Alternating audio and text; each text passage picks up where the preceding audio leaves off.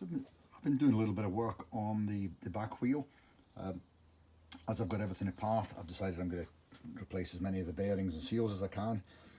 Getting the bearings out of these parts are a bit awkward and requires a little bit of encouragement.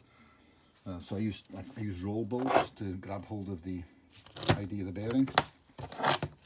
Basically just tighten that up to the point where it grabs hold of the ID of the bearing and use it as a puller, and you hammer the end of it out, and you can use a bit of wood or you can use a little bit of aluminium. I used a bit of aluminium. You also need a little bit of encouragement from one of these things. You just heat up the outside of that and driven the bearing out from one side, and then use this to take out the spacer and take out the other bearing. They're not actually in bad shape, but it's one of these things that you've got it apart, you might as well put some new bearings in it, and there we go.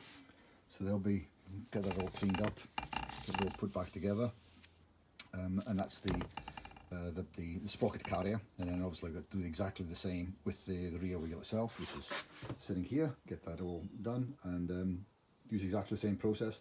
Smaller roll bolt though.